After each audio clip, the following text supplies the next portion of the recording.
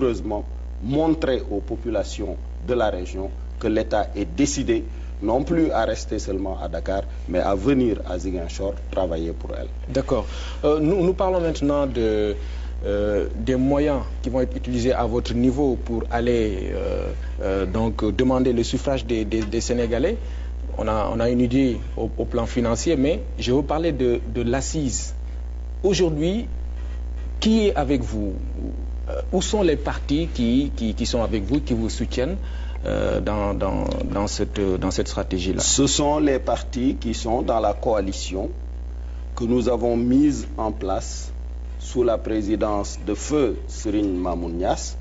Le parti RP, son parti, a redéclaré son attachement à poursuivre cette alliance et il va être ce week-end en bureau politique pour réaffirmer cela.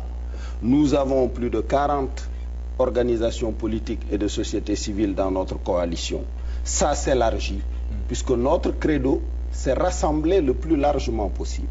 Rassembler pour gagner, mais surtout rassembler pour servir le Sénégal. Parce que la prise en charge des difficultés des populations sénégalaises requiert que toutes les compétences, que tous les talents de tous les Sénégalais, où qu'on puisse les trouver, soient mobilisés au service du pays. Parce que je pose la question parce que la critique que vous font certains, c'est Idrissa Seck, c'est un candidat de Thiès communal qui au-delà de cette localité, pratiquement n'existe pas. Est-ce que véritablement vous avez cette assise qu'il faut pour être élu président de la République? Écoutez, j'ai l'assise qu'il faut pour avoir été deuxième en 2007. J'ai l'assise qu'il faut pour être premier. Sauf que le contexte n'est pas le même. Là, vous ne sortez pas de prison, vous n'avez... Certainement. Oui. Écoutez, mais les gens ne l'ont pas oublié, oui, qu'on a tout fait pour m'éliminer. Pourquoi, à votre avis? Pourquoi a-t-on tout mobilisé? Pourquoi s'est-on autant acharné contre Idrissa Seck, contre ses proches, contre sa famille? Pourquoi a-t-on essayé de détruire tous ceux qui ont été près de moi? Pourquoi pensez-vous qu'on l'a fait? Vous pensez qu'on l'avait fait pour Macky Sall? Puisque quand on en a fini avec moi, il a été sur la liste aussi. On l'a éliminé. Pourquoi? Pourquoi a-t-on éliminé Aminata Tall? Pourquoi? Vous pensez que ce projet-là est mort? C'est contre ce projet-là que les Sénégalais se sont dressés le 23 juin. C'est contre ce projet-là. C'est contre ce projet-là. C'est contre ce projet-là que les Sénégalais se dresseront. C'est contre ce projet-là que j'ai été le premier à me dresser. Et c'est contre ce projet-là que j'ai payé le prix que j'ai payé. Mais je ne renonce pas. Je suis encore là, debout, devant vous, devant les Sénégalais et devant ces adversaires de la démocratie. Je ne laisserai pas la Constitution du Sénégal violée. Je ne laisserai pas une dévolution monarchique du pouvoir s'installer. Je me battrai de toutes mes forces contre les auteurs de la loi Ezzan. Oui. Ce n'est pas fini du tout. Vous pensez qu'à 86 ans, un éléphant va déblayer le chemin pour lui-même? Non. Qu'est-ce qu'on dit chez nous? Ñay buy xal babal dom jaatax. C'est une expression bien de chez nous. Vous pensez qu'à 86 ans, on est candidat pour soi-même? Non. Il faut se réveiller et il faut se tenir debout et se dresser contre ce projet-là. Oui, c'est pour cela que je suis là. Vous disiez récemment que l'opposition qui se déchire fait l'affaire de celle-ci, de l'opposition. J'entends tout, je mets tout là-dedans, vous et tous, l'opposition Benno, etc. Sur quelle base vous le dites? Aujourd'hui, est-ce que l'effritement, est-ce que le fait que l'opposition se déchire aujourd'hui ne profite pas? Je n'ai jamais dit que l'opposition se déchirait. Je n'ai jamais dit ça. Non, ça, c'est une vue de l'esprit. Je n'ai jamais dit ça. Non, c'est moi qui le dis. Alors, très bien. Oui. Voilà. L'éclatement. L'opposition ne s'éclate pas. Oui. La réalité politique fondamentale est que 3 Sénégalais sur 4 ont rejeté Abdoulaye Wade.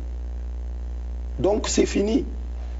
Maintenant, ces 3 Sénégalais-là qui sont contre lui, peu importe s'ils sont avec Idrissa Seck, avec Macky Sall, avec Tanor Dieng, avec Moustapha Niasse, le changement interviendra de toutes les façons. Oui, mais lorsque parce que 3 Sénégalais sur 4 ont rejeté le président sortant. Donc c'est fini, c'est un cycle terminé. Maintenant, les Sénégalais, souvenez-vous historiquement, depuis 1993, et même depuis bien longtemps, les Sénégalais n'ont pas de difficulté à repérer les 2 ou 3 sur lesquels portent leur choix et leur suffrage. Qui sont ces 2 ou 3? À toutes les élections, oui, depuis longtemps, vous avez vu que les 2 qui arrivaient en tête totalisaient plus de 80% du vote du peuple sénégalais. Quand c'était Wade et Diouf, vous additionnez leurs 2 scores, ça dépassait toujours les 75%. Quand c'est devenu Wade et Idrissa Seck, nos 2 scores en 2007 totalisaient plus de 75% des suffrages. Ça veut dire quoi? Ça veut dire quelle que soit la dispersion des candidatures, oui, l'électeur sénégalais, lui, est assez mûr pour porter son choix sur celui qui est le plus probable d'être président de la République. En 2007, il y avait Wade et Idi. En 2012, Wade ne sera pas là. Ah bon, vous en êtes sûr? Il ne doit pas être là. Oui, maintenant, tout dépend de vous et de moi. Si nous sommes d'accord pour nous coucher et laisser notre constitution violer, oui, il sera là. Puisqu'il est prêt. Vous vous souvenez de ses conseils au fils et à Adema? Il lui disait quoi? Si vous avez l'argent, l'armée et le parti, vous y arrivez. C'est ça sa logique. Mais le peuple sénégalais n'est pas un peuple couché, c'est un peuple debout. C'est un peuple fier qu'il a démontré le 23 juin et qui est prêt à défendre de toutes ses forces sa constitution. Voilà, merci beaucoup. Idrissa Seck, je rappelle qu'il est candidat déclaré à l'élection présidentielle de 2012, ancien Premier ministre et président du Parti Rewmi. Merci beaucoup d'avoir été avec nous. Mesdames, Messieurs, merci. On se retrouve dimanche prochain. Merci.